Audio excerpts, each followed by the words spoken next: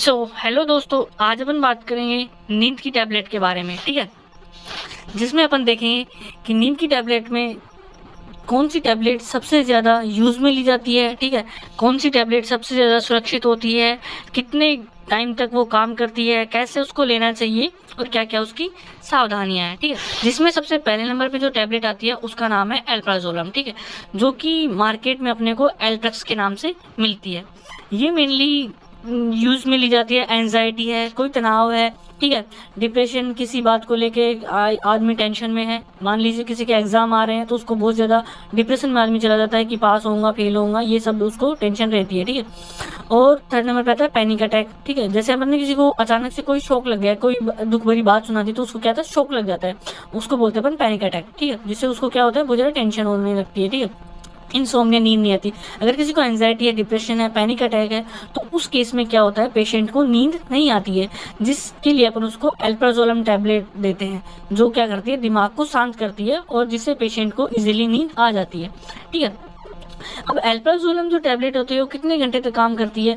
इस टैबलेट की जो रेंज आती है वो टैबलेट आती है 0.25 mg से लेकर के और 2 mg तक की टैबलेट आती है। ठीक है, अगर अपन बात करते हैं 0.25 mg की टैबलेट की, ठीक है, तो ये टैबलेट जो है पेशेंट को 1 से लेकर के और 3 घंटे तक इजीली सुला देती है। अगर अपन ने भी टैबलेट ली है तो वो 30 से 40 मिनट के बाद में अपना काम स्टार्ट कर देती है और पेशेंट को इजीली 1 घंटे से लेकर के और 3 घंटे तक सुला देती है। ठीक है, और जैसे कि अपन मान लेते हैं कि अपन ने किसी पेशेंट को एल्प्राजोलम की 2 mg की टैबलेट दे दी। ठीक है, जैसे जैसे अपन उसका डोज बढ़ाते जाएंगे उसका जो एक्शन टाइम है वो बढ़ता जाएगा। ठीक है, 2 mg की टैबलेट अगर अपन किसी को दे रहे हैं तो उस पेशेंट को 10 से 12 घंटे तक अच्छे से नींद आएगी। ठीक है, तो मैक्सिमम डोज जो होती है एल्प्राजोलम की वो एक एडल्ट पेशेंट को अपन 2 mg दे सकते हैं किसी को भी। ठीक है, जिससे उसको 10-12 घंटे तक इजीली नींद आएगी। ठीक है, उसके बाद में सेकंड नंबर पे आती है टैबलेट डायजेपाम।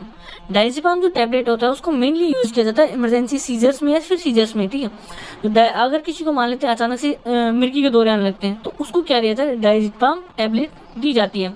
और अगर मान लीजिए मिर्गी के दौरे बहुत ही ज़्यादा सीवियर हैं तो उसको डायजेपाम जो इंजेक्शन की फॉर्म में भी आता है तो उसको अचानक से ठीक करने के लिए अपन डायजेपाम का इंजेक्शन दिया जाता है, जिससे क्या होता है, पेशेंट का दिमाग शांत हो जाता है और उसको नींद आने लगती है। ठीक है, जो डायजेपाम की जो 10 mg की जो टैबलेट है, ठीक है, डायजेपाम की जो 10 mg की टैबलेट है वो पेशेंट को लेने के बाद में वही 30 से 40 मिनट के अंदर अपना काम स्टार्ट कर देती है और ये पेशेंट को 8 से 10 घंटे तक इजीली सुला देती है। ठीक है, ये टैबलेट जो है पेशेंट को 8 से 10 घंटे तक इजीली सुला देती है। ठीक है, उसके बाद में अपन बात करते हैं टैबलेट लोराज़ेपाम के बारे में, जो कि मार्केट में एटीवन के नाम से मिलती है। ठीक है, ये जो टैबलेट है इसको नंबर 1 टैबलेट नींद के लिए माना जाता है। ठीक है, क्योंकि इसका जो एक्शन टाइम होता है वो 12 से 13 घंटे तक का होता है। ठीक है, जो लोराज़ेपाम जो टैबलेट है उसका जो एक्शन टाइम है वो 12 से 13 घंटे तक होता है। इसको नंबर 1 टैबलेट माना जाता है।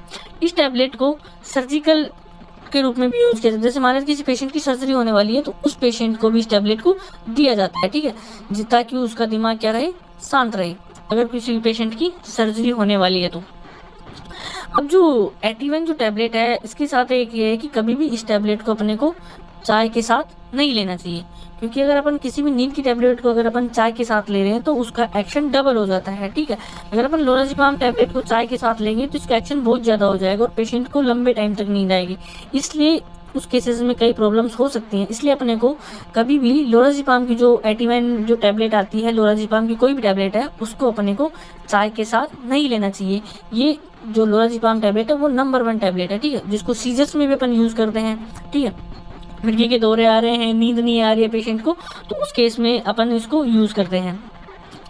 अगर आप गांव में प्रैक्टिशनर हैं और अगर आप मेडिकल क्लिनिक चलाते हैं तो आप इन सब टैबलेट्स का यूज़ कर सकते हैं। ठीक है, इन टैबलेट को अब अपने को कब कब इसको नहीं लेनी चाहिए। ठीक है, अगर कोई पेशेंट मान लेते हैं एल्कोहलिक पेशेंट है तो कभी भी उसको अल्कोहल के साथ इन नींद वाली टैबलेटों को कभी भी अल्कोहल के साथ नहीं लेना चाहिए। ठीक है, दूसरे नंबर पे आता है प्रेगनेंसी। ठीक है, अगर कोई भी लेडी प्रेग्नेंट है तो उस केस में उसको नींद की टैबलेट कभी भी नहीं देनी चाहिए, जिससे क्या होता है, कॉम्प्लिकेशंस क्रिएट हो जाते हैं। अगर आप उसको टैबलेट दोगे तो कई प्रॉब्लम्स क्रिएट हो सकती हैं। ठीक है, अगर वीडियो पसंद आया हो तो कृपया हमारे चैनल को सब्सक्राइब करें, वीडियो को लाइक करें, शेयर करें। धन्यवाद।